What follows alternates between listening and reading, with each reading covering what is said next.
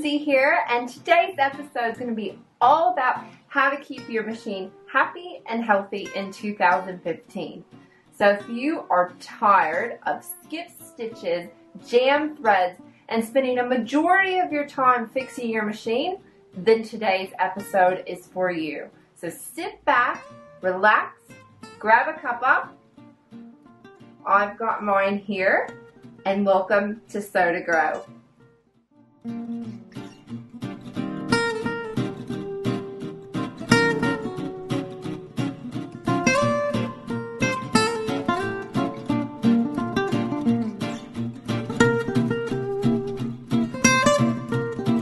So today we have a really quick episode for you. I'm just going to get stuck right into those top 5 tips for keeping your sewing machine happy in 2015.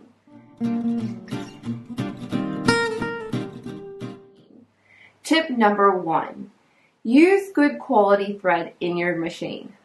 Please, I beg of you, throw away your old thread or just use it for display purposes only. Thread over time can tend to get brittle and break really easily, thus causing lots of problems inside your machine. So that thread that's 10, 20 years old, put it away and don't use it in your machine anymore. Also, please resist the cheap bargain bin threads that you find at your big super sewing retailers. That thread tends to cause a lot of lint inside your machines, which can lead to all sorts of problems over time. That thread also is not the strongest quality that you want. So when we go to make a project and we put so much of our time and so much love into our projects and we want them to last forever, the cheapest thing that we're going to purchase is the thread.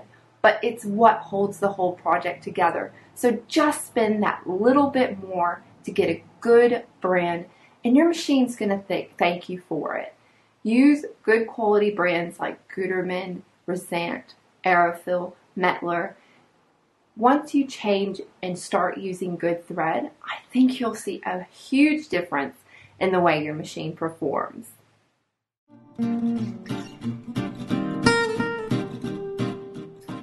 Tip number 2, use the correct bobbin for your machine. When you purchase your new machine or you've already had a machine for years, it comes with specific bobbins that are only to be used with that machine. So over time you may have collected other bobbins from other machines, but they may not be the ones that work with your specific brand and model. You need to go to your local retailer or call your local dealer from whoever you've purchased your machine from and make sure that you're using the correct bobbins for your machine. They're extremely inexpensive, so buy 10, buy 20, and keep them on hand and put the others aside.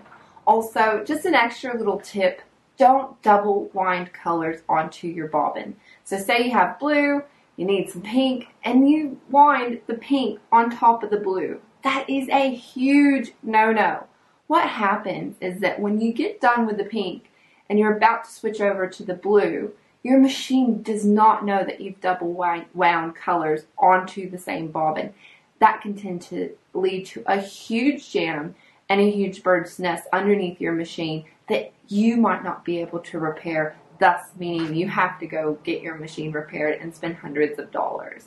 So just buy a couple more bobbins and keep different colors on your different bobbins.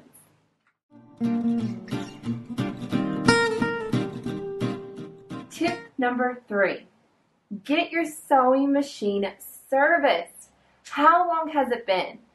2 years? 3 years? 20 years since you've had your machine looked at and cleaned? How often do you get your car looked at? By law, we have to take our car every single year to have it looked at. So you should do the same with your machine if you love it. Tip number 4, cover and turn off your sewing machine. So I have this hard cover that came with my machine, and I just place it over my machine and turn it off every time it's not in use. And tip number 5, learn to use your sewing machine. Whether that means you sit down and read your book or you book into a class at your local patchwork shop, I want you to know the most that you can about your machine. And because I love y'all so much, I'm going to throw in an extra bonus tip for you to help keep your machine happy this year. Did you know that every 8 to 10 hours of sewing, you should change your needle? Yeah, that's right. Needles get blunt. You can't use the same needle for 20 years until it breaks. So basically, a needle is metal and it has a metal tip on it. After multiple times going through the fabric, that really sharp tip can tend to get blunt. Then you'll start hearing a thud sound.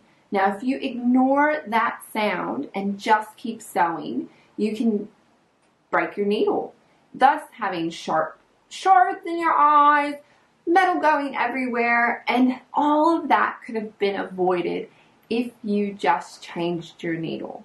So use the right needle for the fabric that you're using. If you're using a woven, use a sharps needle. If you're using a knit, use a ballpoint needle and change it. I change mine about every 2 projects just to, keep it fresh, keep my stitches looking good, and keep my machine really happy. So I hope you guys enjoyed today's episode, and I hope you join me again next week for another exciting episode of Sew to Grow.